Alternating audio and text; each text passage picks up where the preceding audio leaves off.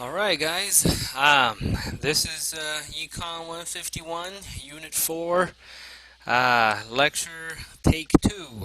So I recorded this lecture earlier today, and after over an hour my computer just crashed, and I couldn't get it going, and then finally had to reboot the computer, and then when I recovered the files, somehow the audio was lost, so I recorded over an hour. The video somehow survived, but it was no sound. So I had to take a break, go mow the lawn, do dishes, and hang out with my family for a while before I could come back and try to redo everything. Hopefully this works, and the sound will survive. I'm going to try to see if I can just use the notes I already wrote as I went along with my first version. And if that doesn't work, then I will start writing again. But this unit, okay, is about some really key and important concepts that we're trying to dig a lot deeper now. And the very first one is unemployment. Okay, excuse me 1 second.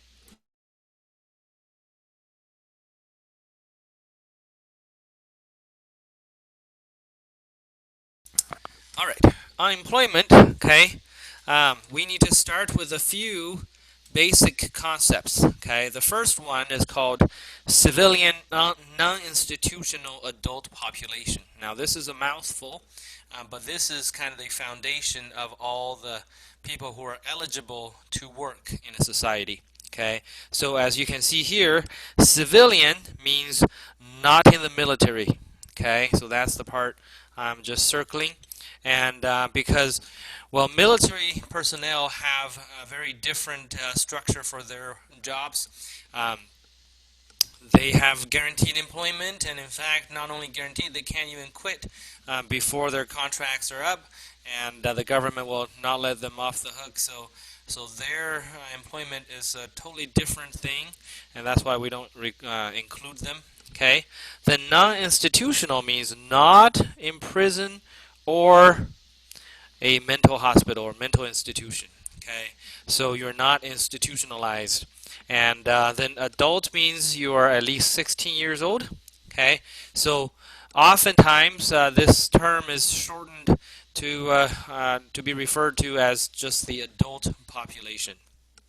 Okay, and so now anybody that is not in the military, not in prison or a mental hospital, and over 16, that makes up this adult population, which is the basis of the workforce for society. Okay.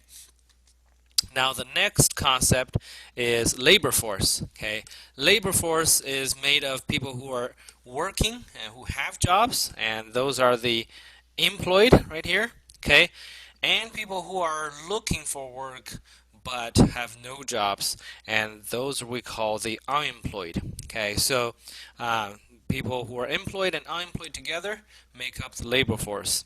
Okay, and then we have discouraged workers. Discouraged workers are people who have looked for so long without success that they finally gave up looking. Okay, and because they're no longer looking, the government says, hey, you're not part of the labor force anymore. You're not unemployed because you're not looking. However, if given the chance to work, these people would probably jump back in and work. The only reason they stopped is because they have looked for so long without success, so they finally gave up. Okay, so these are the three basic concepts that you need to understand. Okay, then let's talk about a couple of formulas. Okay, so up till just 2 months ago, by mid-March, our unemployment rate in the country was at a historical low of 3.5%. Okay, now it's amazing because now, just 2 short months later, it's at 14.7%, and a couple of days ago, Jerome Powell, the Federal Reserve System chair, actually said that he's expecting the next month's report on the unemployment rate to hit 25%. Now, we have not hit that since the Great Depression 90 years ago. So you definitely look in historical times. Okay. Now, the two rates I want to talk about, first one is called the labor force participation rate. Okay. This rate is important because, well, it tells you what is the proportion of your adult population that is in the labor force. The way to calculate it is to do labor force divided by adult population. Okay. Now, since labor force equals employed and plus unemployed, like we had just shown up here, okay, then this formula can be also written as employed plus unemployed divided by adult population times 100. Okay. Now, this rate, okay, in particular, is very important because it tells us the health of an economic society, if you will. Okay, and interestingly, we have the lowest labor force participation rate since the 1960s right now, so nearly 60 years ago. And so nearly 60 years ago, what happened was we had women's rights movements, and a lot of women left the home and started working outside of the house. So we had a huge jump in the labor force participation rate in the 1960s. However, okay, now we have lowered the level to the least that we've seen since that time. And now there's a couple reasons for that. One is because, well, one of the large groups in our society called the baby boomers, they have been retiring for 10 years plus now. So they make up a big chunk of our population, and when they retire, they no longer are part of the labor force, right? However, they still remain in the adult population, right? Because I often tell my students that adulthood is an irreversible condition, right? Once you get it, unfortunately, you can't get out of it. You can't shrink back and become a baby again. So they're still part of the adult population, but they're no longer in the labor force, and thus this labor force participation rate has been shrinking. But that is not all that we see with what's pushing for this lower rate. Because if you look at the labor force participation rate for males between the age of 18 and 55, which are considered as their prime age for working, we also have the lowest labor force participation rate for this group as well. And to me, that's alarming because somehow, for whatever reason, there's a change in society that now more and more perfectly capable men choose not to work, right? So I don't know if that means they're just staying home and playing video games or what, but or maybe they're discouraged workers. But the point is, we have the lowest labor force participation rate in the last 50, nearly 60 years. And what's truly concerning is for subgroups such as prime working age males, is also the lowest we've seen. Okay, so now that is something to keep in mind when you look at the unemployment rate. Okay, because the unemployment rate, like we said, has been really low. At least had been really low till 2 months ago. It is calculated by taking the number of unemployed. Okay. Right here, divided by the size of your labor force. Okay, and because if you remember, labor force we just said equals employed plus unemployed, so this formula can also be written as unemployed divided by employed plus unemployed times 100, if you like.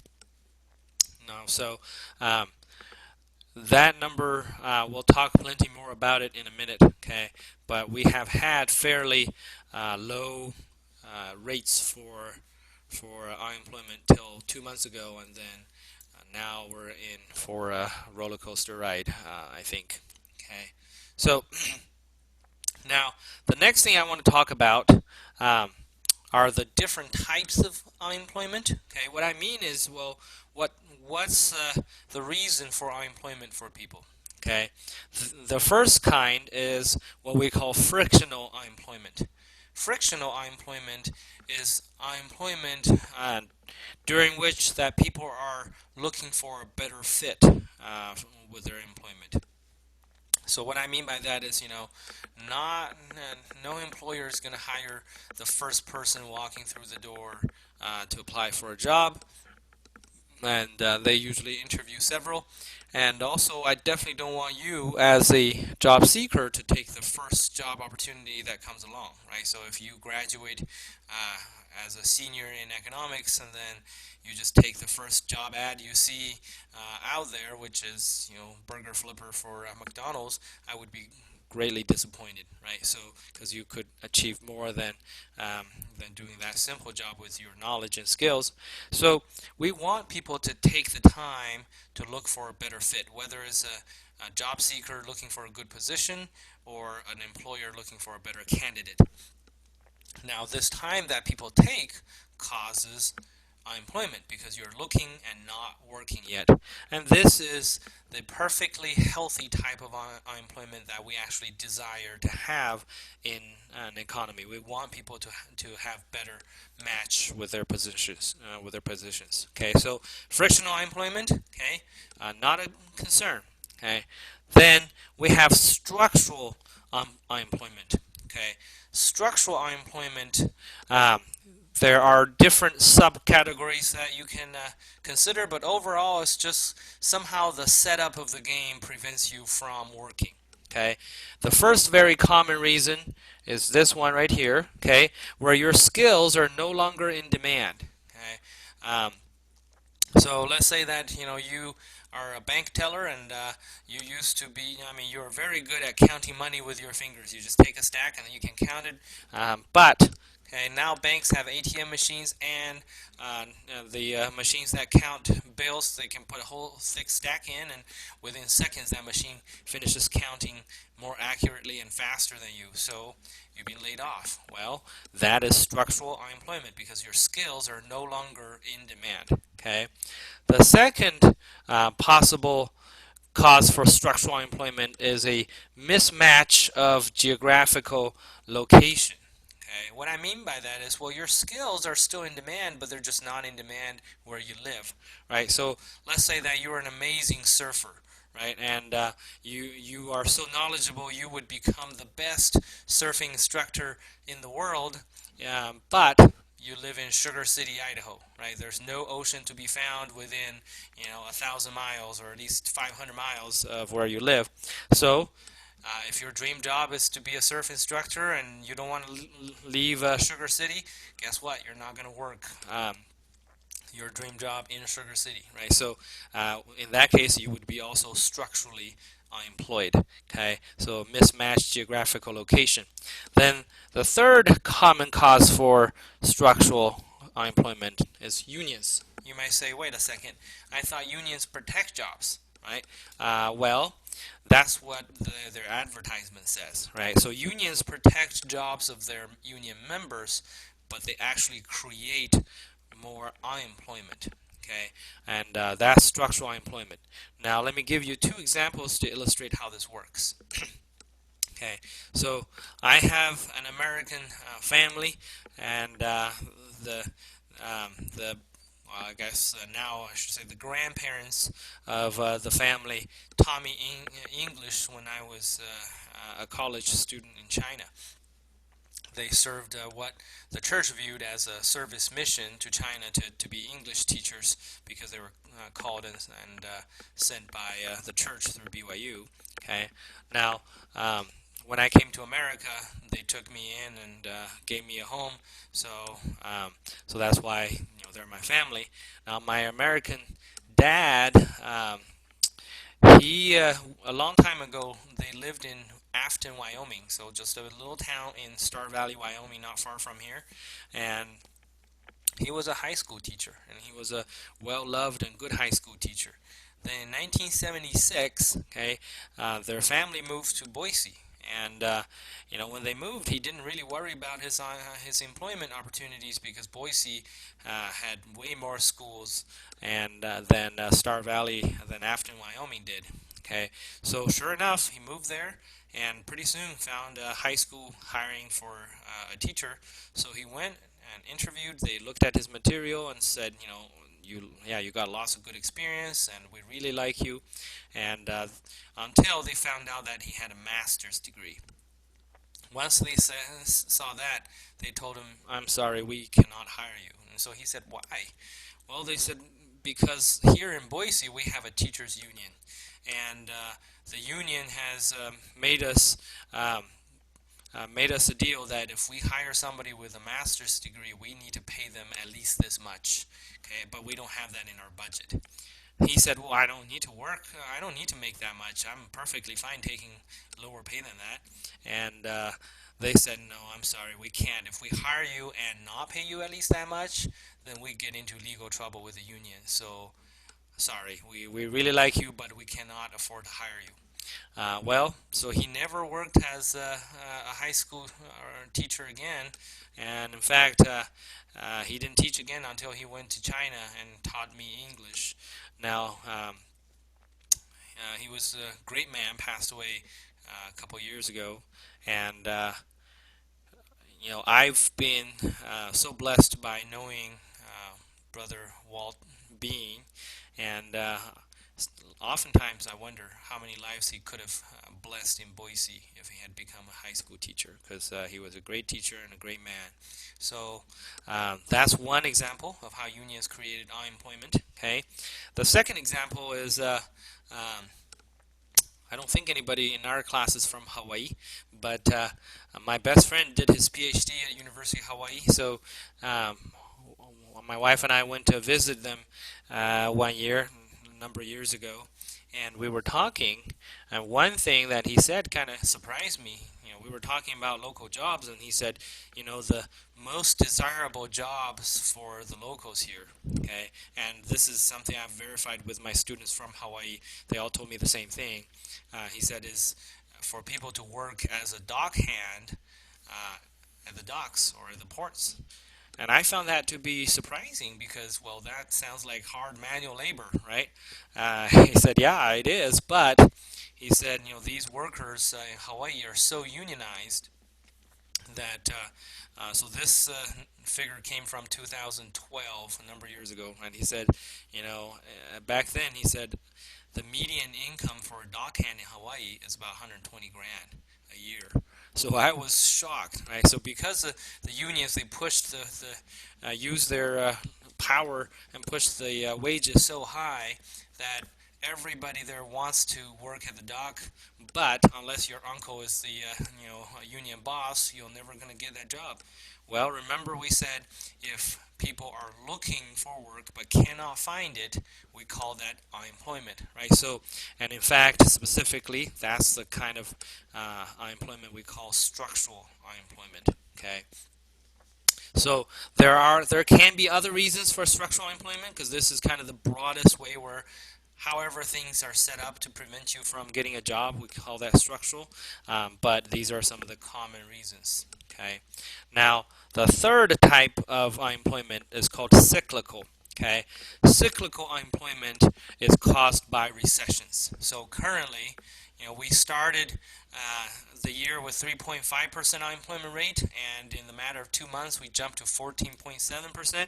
So the 11.2% jump, okay, currently we're having is all cyclical unemployment, right? Because we were at 3.5, and now we're at 14.7, and we're in a recession. So the difference of 11.2 was is cyclical.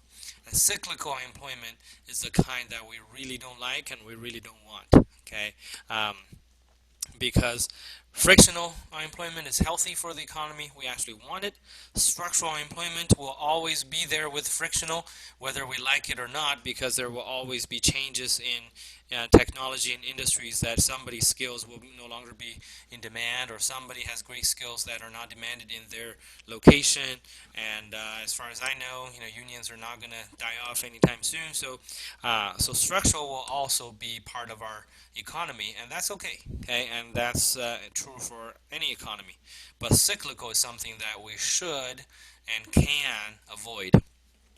Okay, so these three Frictional, structural, and cyclical are the most common types of unemployment that any textbook will list. Now, your textbook lists a fourth one that's uncommon called seasonal unemployment. Seasonal unemployment refers to the nature of certain industries that their employment situation changes from time to time, right? For example, Santa Claus can find a job very easily in the winter time, but come spring, they're all laid off, right? Nobody's hiring a Santa in April. Okay. Now, similarly, okay, construction workers or farm hands, they have much better job opportunities in the spring and summer. Maybe in the fall, but comes winter, okay, their jobs dwindle, right? And the retail industry, cashiers are totally opposite, right? Once it hits Thanksgiving, all the stores are going to hire a bunch of cashiers with the term being clearly stated that you'll be hired through Christmas season, then you'll be laid off, right? And so a lot of industries have this fluctuation of employment, and your book lists that separately as seasonal unemployment. Most other textbooks takes this and rolls into structural, so you usually only see the first three, but nonetheless, okay, since your book lists four, I want you to focus on the first three, know what they mean, but also doesn't hurt to know what seasonal means as well. Okay. All right. The next concept I want to talk about is the concept of full employment. Okay. Now, a common misconception from students is that full employment must mean zero unemployment. That is not correct. Okay. So, full unemployment simply means no cyclical unemployment. Okay, that's it. So structural is fine, frictional is fine, even seasonal is fine in the context of your textbook. As long as we have no cyclical unemployment, we are at full employment. So that means the unemployment rate at full employment is not zero. Okay, and it has a special name. That unemployment rate is called the natural rate of unemployment. Okay, so when we have no cyclical unemployment, we are at the natural rate of unemployment. And for the United States, okay, that's 4 to 5%. Okay, and but do not ever use the numbers to define whether we are at natural rate of unemployment or not. Natural rate of unemployment, like I said, means no cyclical unemployment. So that means natural rate of unemployment equals frictional plus structural, and depends on the textbook, plus seasonal, right? So as long as cyclical is zero, you are at natural rate. But do not ever say, okay, well, if this country has about 5% unemployment, for the U.S. that's close to natural rate, so it must be natural rate for this country as well. No, different countries' natural rate of unemployment varies quite differently. In a lot of European countries, because of their social safety nets, their unemployment rates are quite high. People enjoy being unemployed because the benefits are great. So nobody's in a hurry to go find a job after they lose one. So for Spain, their natural rate of unemployment is around 18%, and that's okay. And so as long as they don't have cyclical unemployment, they are at full employment or at their natural rate of unemployment. So remember that, okay? All right, so the next question your book talks about is what are some factors that underestimate or overestimate the true unemployment? What I mean by that is, by the way, I forgot to mention, since this is the second take, I'm going off of the questions from the discussion from Unit 4 again, and this will be posted by the time you view this video, okay? So question number 6 asks you about the factors that underestimate true unemployment or overestimate true unemployment from the unemployment figures. What I mean by that is every month on the first Friday, we report, the Bureau of Labor Statistics reports the unemployment rate from the previous month. Now this number reported can be accurate, but then there can be factors that make it inaccurate, right? So to understand this better, let me tell you how they collect this the data for this number. So what they do is the Bureau of Labor Statistics will randomly select 60,000 households in the U.S. and survey them every month for several months, usually 6 to 12 months. Okay. Now, the size of the U.S. labor force is usually about 167 million-ish, okay? And you might say, whoa, 60,000 out of 167 million, they sure are not sampling much, right? You would be right, it's a small sample compared to the whole size of the labor force, but if you have studied statistics, then you will know that if you have a random sample larger even than 30, usually it can give you pretty accurate results representing what's truly going on. So 60,000 random samples actually is a very good size for them to have and to manage. So what they'll do is, they'll randomly select 60,000 U.S. households, and then they will contact them and say, hey, this is the Bureau of Labor Statistics. You've been selected, and we will follow up with you every month and ask you some questions. And their questions every month will be something like, were you employed last month? And sometimes they might ask you, if so, then what kind of work did you do? How many hours? What's your income? And etc. But if you say no, they'll ask you if you looked for work last month. Okay. Now, the tricky part here, and the part that makes these figures less reliable, okay, is that the government counts you as employed as long as you've worked, regardless of how long you've worked. Right? So if you worked for half an hour last month, they'll say, oh, great, okay, Johnny had a job last month. We don't worry about him. He's employed. Okay? They move on. They don't count you as unemployed. But in reality, can you support yourself from half an hour work? Well, I don't know what you do, but for me, that's definitely not true. Right? So, so when it comes to factors that underestimate the true unemployment, meaning that the reported number is smaller than what's actually going on, right? So real unemployment is worse than what's being reported, right? So the reported number is underestimating it. There are a couple of different things we consider, okay?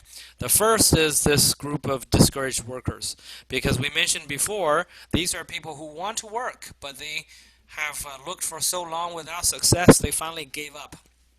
Okay, and once they gave up, and when the Bureau of Labor Statistics surveys them and finds out that they're not looking, then they say, great, you're not unemployed, right? And you're not even in the labor force, so they move on.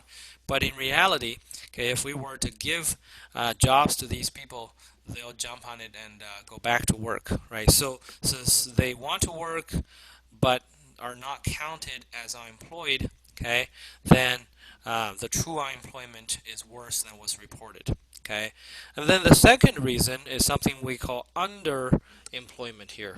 Okay, and underemployment, there are two categories. Okay, and one is that you can only work part-time when you want a full-time job. Okay, so that's the example of we just said Johnny working for 30 minutes and somehow being counted as employed. Well, can Johnny support himself and his family? Probably not, but the government is not concerned about it because he's employed, right? So we call that underemployment because Johnny is not counted as unemployed. We say, well, that's not fair because Johnny is actually underemployed. He's not working as much as he could and making a decent income like he would otherwise. Okay, so that's one type of underemployment. The other type of underemployment is overqualification. Okay, so you have a PhD in physics, but you're flipping burgers at Burger King. Okay, then we also call you underemployed. Okay, I actually have another example about this. Right, so one of my roommates in college at BYU. His family immigrated from Chile, and when they lived in Chile, his dad was a college professor, and he holds a PhD in electrical engineering. And in the early 1980s, their family moved to United States. Well, one thing about America is that we're kind of arrogant, if you will. We do not recognize most of other countries' degrees. Right? We say your education is not as good as our education, so we don't recognize your degrees. Well, because of that, so my roommate's dad's PhD didn't count here, so he could not find a job as an electrical engineer. And so the first job he found was to flip burgers at McDonald's. And after 3 years of doing that, he finally managed to get a job with United Airlines as an airplane mechanic, and he worked in that job for nearly 30 years and retired. Now, this is a classical case of underemployment, right? With that guy's knowledge and skills, we could have used him in many other positions and have him contribute to our economy. Yet, we asked him to tighten bolts on an airplane for 30 years, right? So when that happens, okay, we say, well, there's not a good level of employment going on as rosy as the reported number, right? True unemployment is worse because of underemployment. Okay, and then on the overestimate side, okay, so there's some factors as well. First one is when people lie about looking for work. Okay, I realize I'm missing a 4 here. Okay, so you might say, well, why would people do that? Usually is to con the government into sending them more unemployment benefits, right? So unemployment benefits is different by state, but most states pay you about $450 or $470 per week, right? So if you are a single person, that is really a living wage, right? You can live very comfortably for over 1,700 $1,700 a month. So, but to qualify for that, first of all, you have to lose, your job, and then you have to be looking for work, right? And well, maybe some people no longer want to work anymore, at least not now, so they should not be counted as unemployed. But they enjoy that free check that comes every week. So they send out a resume once a month, and when it's time to reevaluate their qualification for the program, when they are asked, "Are you still looking?" They say, "Yeah, absolutely." Right? I send out and I look every month, but man, it's rough. I just can't find anything. Right? So in reality, they don't want to work. They shouldn't be counted as part of the labor force, but they lie about looking and wanting to work so that they can keep that check coming, and so that can overestimate unemployment, right? Because we have more people claiming to be unemployed than the true number. Okay. Now, currently, the federal government has increased that benefit by an additional $650 or $600 per week. So we talked about this during our review just a couple of days ago, or yesterday, that a lot of people now are gonna refuse to go back to work, right? They want to keep looking because going back to work means they make 15 bucks an hour, but staying on this benefit, they can make $26 an hour for until at least the end of July. And with a bill that the Democrats just passed in the House, if this actually passes in the Senate and gets signed into law, then they would extend that additional benefit through next January, right? So it started in March, and that means for 10 months, people can make over $4,000 a month sitting at home doing nothing, right? And you can imagine in that case, many more will claim to be unemployed when they're actually not wanting to work anymore, right? So that would overestimate how bad unemployment is in our economy. Okay, another type of possibility is underground jobs. Right. What I mean by that is, well, a lot of people hold jobs that are illegal or somehow not okay to report to the government. Right. So let's say that you're the biggest drug lord in southeastern Idaho, and you just happen to be surveyed by the Bureau of Labor Statistics. When they ask you, do you have a job? you're not going to tell them, oh yeah, I'm the biggest meth dealer in the area, right? No, you're going to say, no, I don't have a job. And then, if they ask you, are you looking? Oh, like, yeah, absolutely. I look all the time, right? And then they say, oh man, I'm sorry, you're unemployed. Like, yeah, I am. Okay. So, whatever the case, right? If you have underground jobs or illegal jobs that you cannot claim, and you report that. You don't report that and claim to be unemployed, then that can make the unemployment figure bigger than the true number that's going on, right? So you might say, okay, well, if we have factors that underestimate unemployment and factors that overestimate unemployment, what's truly going on? Most economists will tell you that because of discouraged workers, right? I'm going to put a couple more arrows here. Okay, because of discouraged workers, most economists agree that when you consider all these reasons, okay, the discouraged workers factor is big enough that overall the reported figure is still underestimating true unemployment. So meaning that 14.7% that we are reporting is probably not telling us how bad it is out there. It's probably worse. Okay. Um, all right. Okay. So that is. The last question about unemployment is then, well, if the unemployment figure is not that reliable, what else can we look at to examine the health of our economy? Okay. So here are a couple of things that economists look at. Okay. First of all, we look at the number of full-time jobs. Okay, right here. And then we look at people's income, median income. So after the Great Recession in 2008, if you look at the unemployment figure, it seemed like things started improving fairly quickly. So by early 2009, unemployment rates started dropping, and but if you ask people, they'll tell you, they did not feel like their life got any better. There was no improvement. Okay, and that is because, well, if you look at the number of full-time jobs, there was no change, okay, and actually continued to decrease for a while.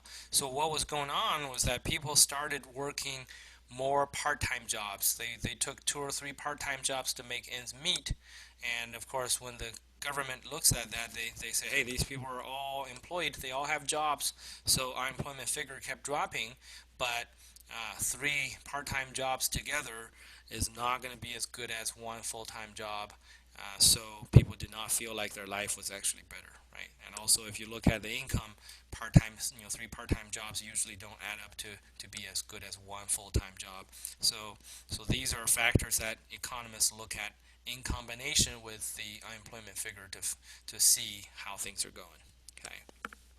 All right, so that wraps up our unemployment portion. Okay, I hope this is working with my already made notes. Like I said, I was just so bummed out when the audio did not work on that video, and I was almost done with the whole thing. So, but anyway, yeah, this is the second take. Just imagine me with 50% more excitement and energy, because this is the second time I'm doing this, and I don't feel as pumped as I was.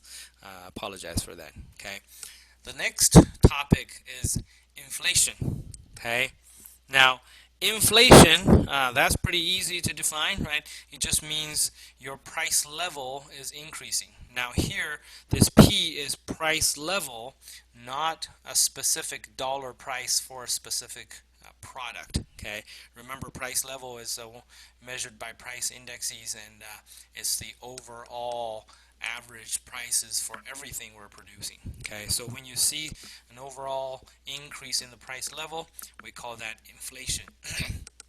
Now you can also have deflation, which is simply the lowering of price levels. Okay, so we call that deflation. And then the next concept is a little bit tricky, and that's something that a lot of students struggle to understand sometimes, and which is called disinflation. Okay, so disinflation is still inflation, but it's at a lower rate from year to year. Okay, so what I mean by that is, your price level is still increasing. Okay, things are still getting more expensive, but they're getting more expensive slower and slower. Okay, so for example, if 3 years ago inflation rate was 20%, and 2 years ago it was 15%, last year it was 10%, and this year is 5%. So every year prices are still increasing, but they're increasing slower and slower and slower. So we call that disinflation. Okay. And then finally, we have hyperinflation. Hyperinflation just means really high inflation. There's not a really like threshold for you to cross over before we call it hyperinflation, but none of you have seen it, right? So hyperinflation needs to be at least hundreds of percent a year of inflation rate, or the records are millions and millions of percent a year. And fortunately, we have never experienced that in the United States, but many countries have, such as Germany, Argentina, Venezuela currently, and Zimbabwe not too long ago, and they're still having trouble with fairly high inflation. So, but hyperinflation is inflation completely out of control and is just destroying lives. Okay. All right. Now, the next question asks you about the two, sources of inflation. Okay, meaning that how can we have inflation? Well, the first one is called demand pull inflation, where you start at this point. Okay, so P1 was your price level, and Y1 was your real GDP. Okay, because we're using P as price level, and we're not using Q anymore because it's not a specific one product; it's a whole economy. So we have Y, which is real GDP. Okay, and then you have aggregate demand and aggregate supply. So one way for price level to increase, causing inflation, is to have a rightward shift in aggregate demand, like this graph is showing. So after that, you go to P2, which is higher inflation. Okay, but as a result of this, your real GDP also increases. So this is saying, well, when in the economy all of a sudden everybody wants to buy more of everything, the price level is going to increase. But because everybody wants to buy more of everything, producers will produce more, so real GDP will also grow. Okay, so that's demand pull inflation. The second case is what we call cost push inflation. That's when you start at P1 and Y1 just like before. This is your equilibrium, and now for whatever reason aggregate supply shifts to the left or decreases, causing you to rise to P2, so you have inflation. But the key difference here between the demand pull and this one is that you have a lower real GDP. We talked about this last time, that this is called stagflation. It has a specific name for this situation, right? But when it comes to the reason for inflation, that reason in this case is called cost push inflation. But we talked about last time why this is the worst scenario for a country to be in, But nonetheless, this is another possible way to have inflation, So these are the two types or two sources of inflation that you can have, Now, in terms of how to calculate inflation rate, this is a review. We already know that, right? Your inflation rate simply equals your new CPI minus your old CPI divided by your old CPI times 100. And the new and old usually is 1 year apart. Inflation rate is usually reported on the annual basis. So this would be, CPI of 2020 minus CPI of 2019 divided by CPI of 2019 times 100. Right? So this is something you've done a few times before, so it's just a review. And now, when it comes to the question about whether anticipated inflation is worse or unanticipated inflation is worse, then the answer, of course, is unanticipated is worse, because if you anticipate a certain level of inflation, you can plan accordingly, right? For example, if you expect inflation this year is going to be 2%, you can go to your boss and negotiate at least 2% raise so that you can maintain your standard of living. But if you expected 2%, you negotiated a 3% raise, you thought you're covered, and inflation turned out to be 8%, then that means your raise was not enough to cover the increase in prices, and your standard of living in this case would actually decrease, right? Be lower. So unanticipated is always worse. Okay. Now the next question asks you about some cost to society when we have inflation. Okay. Now your book talks more about this. I'm just going to give you a couple main ones to help you see how to think through this and understand them. Um, so whenever we have inflation, we have problems. But of course, deflation brings its own set of problems as well. We'll talk about that in a minute. I'm not saying deflation somehow is better, okay? But inflation, okay, specifically, because that happens a lot more common than deflation, okay? Because deflation usually means we're in really, really big trouble, okay? But inflation, okay, brings a set of problems. The first one is called the shoe leather cost to society. What that means is, well, when you have inflation, people are going to make a lot more trips to the store, either from the place they're paid or from the bank, because when there's inflation, people don't want to hold on to money, okay? Because at the end of the day, hopefully you can understand this by now, the value of your money does not lie within how many zeros you have, but rather it lies in what you can buy with it, right? So, for example, the biggest denomination in a currency, in money ever issued by any government was Zimbabwe, and they issued a 100 trillion Zimbabwe dollar bill back a little over 10 years ago. Okay, so that's very impressive, right? It's a bill with I can't remember, 13, 15 zeros, something like that, right? And now, if somebody gives you a 100 trillion Zimbabwe dollar, don't call your boss, quit your job, and start planning your vacations, okay? Because the value of that bill at that time when it was issued was equivalent to about 40 cents in American dollars. Okay, 40 cents. So it can't even buy you a whole roll of toilet paper. Well, especially nowadays. But even before toilet paper became gold, that wasn't enough to buy a roll of toilet paper, right? So the point is, when there's high inflation, or the value of your money depends on what you can buy. So when there's high inflation, how much your money can buy keeps shrinking. So people don't want to hold on to money. They want to convert money into actual products. So that means they make a lot more trips. Whenever they get money, they go to the store and turn it into actual products. In fact, when countries like Germany or Hungary that experienced super high inflation, people used to get paid daily or hourly or every 30 minutes, okay? Because prices would double every 15, 30 minutes, and it's just insane, right? So if you worked the whole day, waited till the end of the day, and to go shopping, your pay would be worth, next to nothing compared to when you started the day.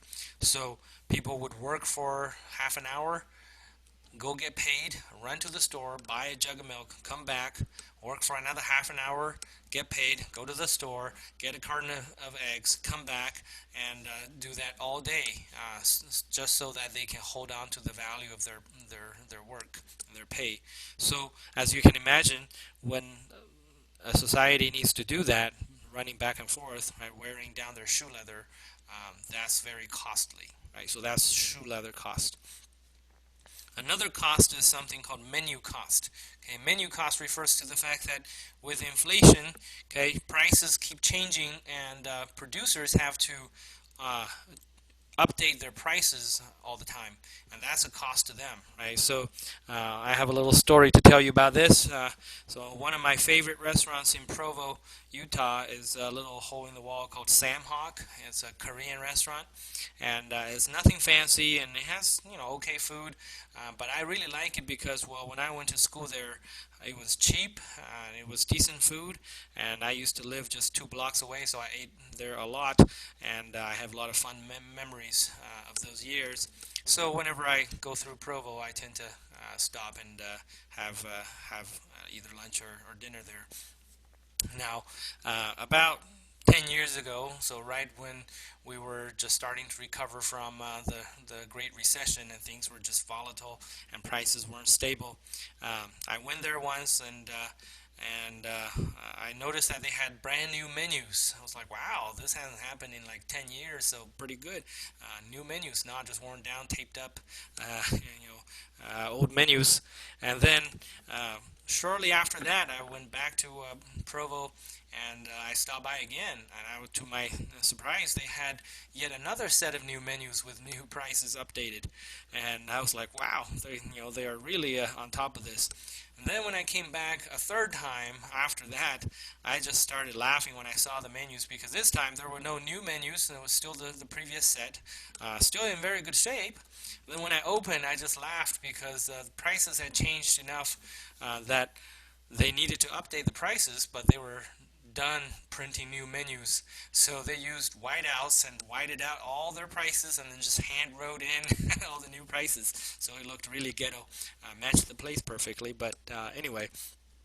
So it made me laugh, but that's why it's costly for businesses because it's called menu cost. But whenever prices change, then that makes all the producers have to update their prices, and that's again wasted resources, right? So these are examples of what inflation can do to harm an economy or society. And again, you can read more about it on your own. Okay. Excuse me. All right. So now the next thing we want to talk about is the last thing I stopped at when my computer froze and destroyed my audio on my last video is the relationship between inflation rate and interest rates. So this is super important because interest rates kind of make everything run in an economy, right? Because interest rates are what you earn when you save. So when you have an retirement account or a 401k, whatever, that's what you earn because you're saving money and letting others borrow it. And also it is money that it is how much people need to pay on top of what they're borrowing. And in our society, as you can see, well, we borrow to buy a house, we borrow to buy a car, we borrow to go to college. So it is, and businesses borrow to invest in their future production, etc. So interest rates actually make everything run in an economy. It's an extremely important thing. Now, inflation actually affects interest rates, so that makes inflation important too, right? So let's look at how that works with a little example. Okay, you can see this is where I stopped. Okay. So the example, okay, I need to explain what's going on so you understand what these numbers mean, okay? So the background I gave in my first recording is that, let's say, right now things are tough and you want to make sure you have some good income and you've been thinking about how to be an entrepreneur and you decided, hey, no matter how tough things get, people still won't need to eat. So my grandma is this taco guru, and she makes the best tacos, and she has this secret sauce that just makes everybody go crazy and for it. And so I am going to start a taco truck. Okay, so you think that, hey, Rexburg is just going to go nuts, and I'll be successful and make enough money, and then you do all the research and you realize you are $1,000 short for getting everything you need for the taco truck. Then you remember your cousin who just came back from selling pest control in Texas, right? And he's been bragging to everybody how he made 35 grand selling pest control. And so you go to him and say, hey, cuz, I need you to do me a favor, okay? I want to start a taco truck, and I'm $1,000 short. Can you cover me for that? Okay, your cousin is pretty generous. Says, hey, don't worry, man, I got you, right? And $1,000 is no problem. Okay. However, family, even though we're family, business is business. So I want to make sure we write a contract with a 5% interest. Okay. So I know that you don't have good credit, so you're not going to get this money from the bank. I don't think this is outrageous for me to charge you 5%.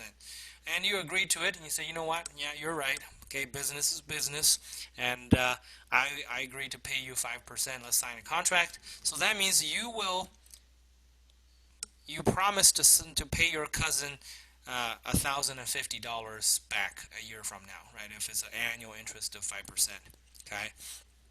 So the interest rate that you agree to on paper in any contract, okay, that's what we call nominal interest rate. Okay, so in this case it's 5%, and in your credit cards case, if you read the fine print, it's probably 24% or something like that. Ridiculous, right? So, but whatever it is printed on the contract is called the nominal interest rate. Again, nominal means not having adjusted for inflation. Now let's suppose that during this year that you owe your cousin money, inflation rate turned out to be 8%. Okay. Now let's think about what this means for a second. Okay. So 8% inflation rate means prices overall increased by 8%. So that means what your cousin's, the $1,000 your cousin lent to you a year ago, okay, what those $1,000 could buy, nowadays it would take $1,080 to buy.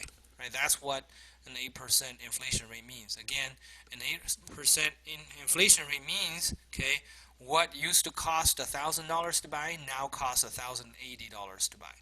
Well, so if that's the case, okay, how much did your cousin make in this transaction when you pay him back $1,050, right? Because you agreed to pay him $1,050 back, okay? And the current value of the money he loaned you is $1,080, because it was $1,000, but with inflation, that's the equivalent of $1,080 nowadays. So if you subtract that, you can see that your cousin has made a negative $30, or another way to look at it, he has lost 3% of his money. Okay. Now, so this, this result here, okay, measures what we call the real interest. And there's a formula that says your real interest rate, okay, so in this case, negative 3% for your cousin, okay, equals your nominal interest rate minus inflation rate. Okay, so that's the formula. So here in this case, your nominal interest rate, so your real interest rate in this case, right, equals your nominal 5% minus your inflation rate of 8%, which is negative 3%, right, which agrees with this number right here. Okay, so real interest rate is what lenders actually make, right? And so you need to take inflation into consideration. And then let's look at then what happens with inflation and deflation when it comes to lending, right? So if the inflation rate is high, okay, between a lender and a borrower, who's happy? Well, if the inflation rate is high, then that means real interest rate is going to become lower, right? So if real interest rate is low, then that means the borrower is going to be happy, right? Because you're not paying as much interest as you thought, and the lender is not going to be happy because they're not getting as much as they thought. In fact, back in the late 1970s and early 1980s, we had stagflation in the United States. Inflation rate went up as high as 14-15% by the early 1980s. So people who bought a house and got a mortgage in the 70s, they locked in their rate for 30 years at 9%, 10%.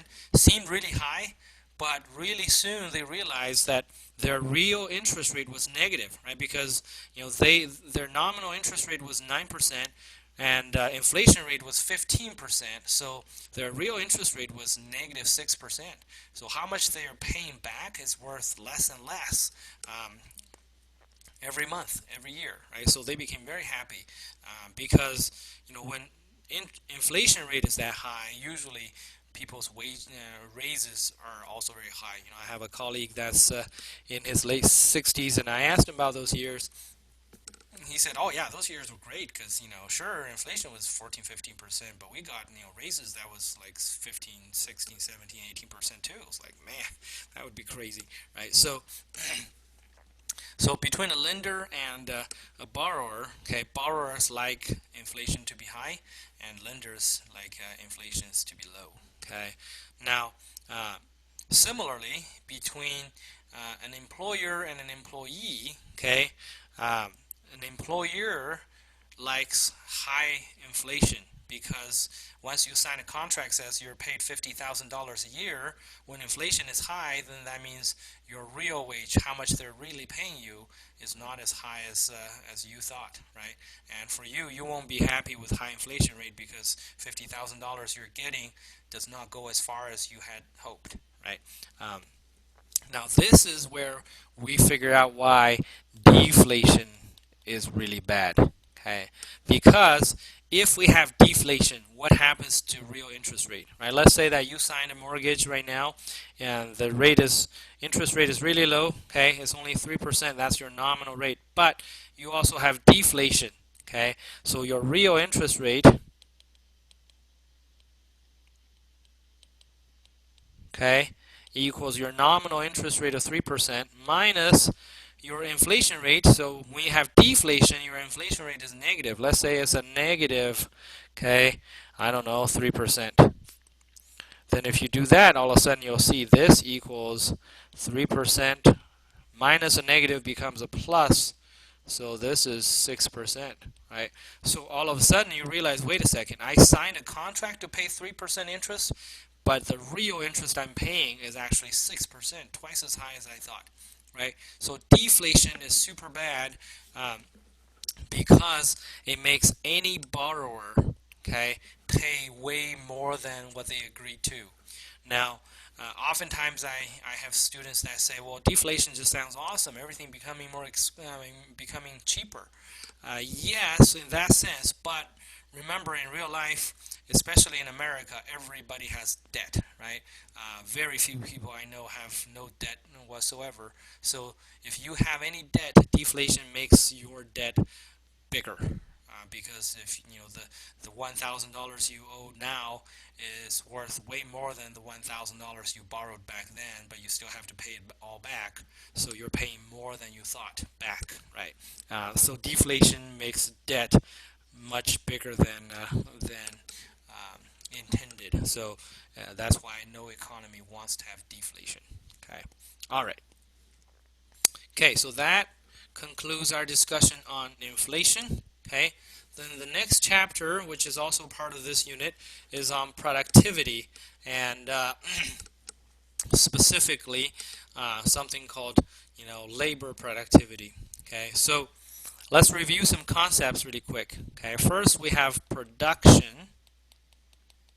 Okay, the production is just the process of turning inputs into outputs, or the process of turning resources into products. Right, so that's when you put resources in and you get products out.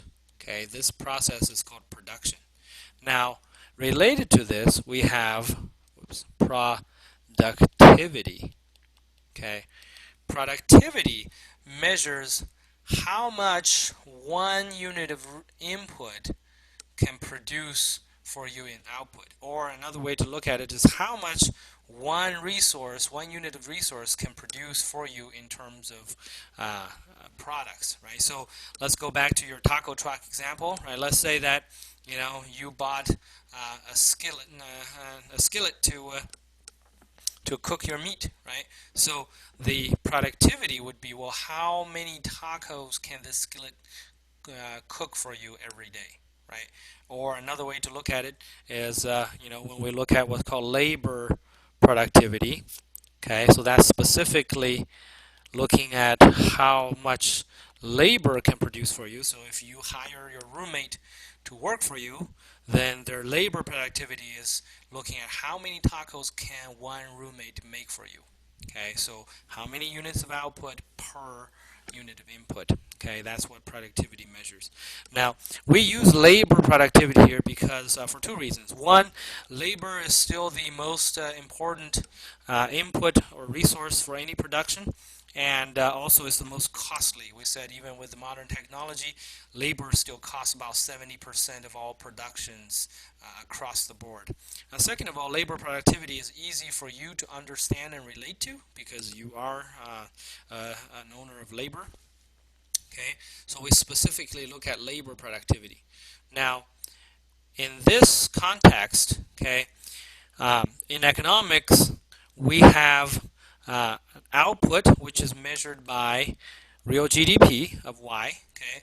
Another trick to remember is in macroeconomics, any capital letters refer to the national level or the aggregate level. So a capital Y is the national production or real GDP. Okay, and then that's the output. And then in economics, we say there are at least two inputs you need for production. Okay, one is capital. We use K because, well, C is taken, C is consumption, right? So K means capital. That means machines, tools, and etc.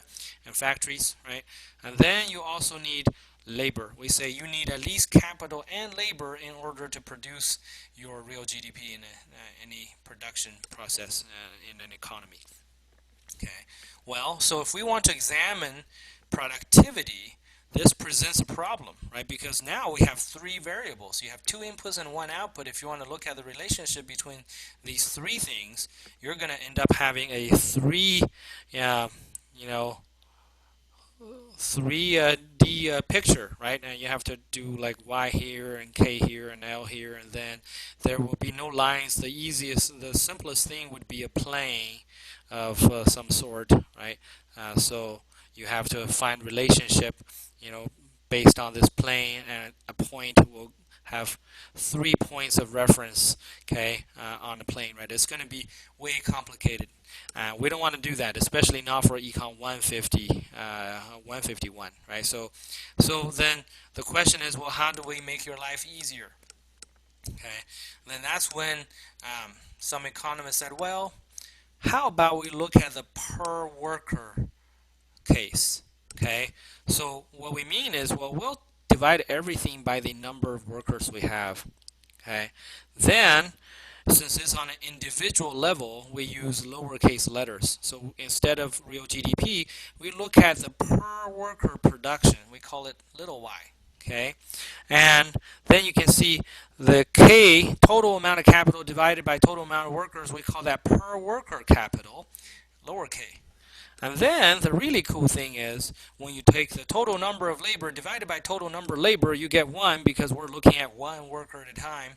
So that means it's no longer a variable. 1 is a constant. So you only have 2 variables to worry about. Okay, now we can put it on a 2-dimensional graph. So this is why this chapter looks at something called the per worker productivity function. So you have little y right here on the vertical axis, and you have little k, the only variable you need to worry about because you're looking at how one worker produces for you. And the production function, okay, the per worker productivity function looks something like this. Okay, it is increasing, means more capital will give you more production, right? So if you give each worker one skillet to work with, let's say they will make 20 tacos for you. When you give them 2 skillets to work with, okay, then they will make, let's say, 30 tacos for you, right? And if you give them 3, then, okay, that's a little bit too far out. Well, okay, then they will make, let's say, 35 tacos for you. So with each additional skillet, they make more for you. Okay, so there's a positive relationship between K and Y, but the growth rate is smaller and smaller, right? The first skillet gives you, this difference right here, 20 tacos. The second skillet adds only 10 tacos. The third skillet only adds 5, right? So each skillet still helps, but it's helping less and less. Okay, so that's the shape of your per worker productivity function. Okay, so it means first of all it's growing, and positive means more capital helps with production, but it's flattening as it grows because as you give more and more capital to the same worker, it helps less and less because this one worker cannot equally manage the additional capital forever, right? And you just at one point it's going to be they're going to be too busy running around from stove top to stove top and not be able to manage all these skillets that you put their way. Okay, now I hope this makes sense. Okay, now the next part of this question is, well, what can affect this per worker productivity function? Okay, one common misconception people have is that, well, what can affect it is the amount of capital, right? So here, what I mean again is what is going to shift your curve versus what's going to move you along the same curve. Okay, just like we talked about before. When you give your workers more capital, that's exactly the case we're looking at here, right? You go from one point to another, so you're just moving along the curve. So the amount of capital does not change your function. It just moves you along the same function. Now, if you're looking for things that actually can change your function, okay, there are a couple things. First of all is if you have new technology, right? So new technology will rotate your curve higher. Now, it will always start at the origin because if you have zero capital, then you have zero production. You cannot just magically make things with your bare hands with nothing to work with, right? But so that's why it always starts at the origin. But new technology can increase your production, your productivity. So what this means is, well, maybe you still give one skillet to your worker, to your roommate, but this is a high-end, awesome, new tech skillet that cooks everything evenly and quickly and even turns the stove off remotely once it's done or whatever, right? So if that's the case, that means giving your roommate one skillet means now they can produce 30, right? Because you can go from that point to here, okay? And if you give the same roommate 2 skillets, now they can make, like 40 or something, right? The point is the same number of capital can bring you higher production with new technology. Okay, similarly, okay, another thing that can cause this kind of upward rotation is education.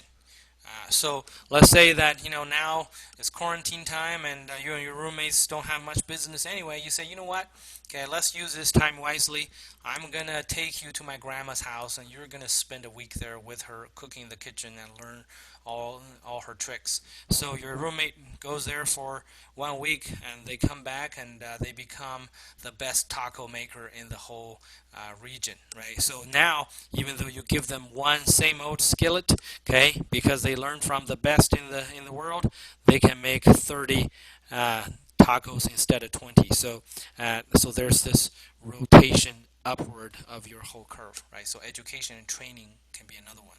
And that kind of leads to why education is so important and research and development is so important for a country, because we want our productivity to keep improving, right? Because higher productivity means then more production.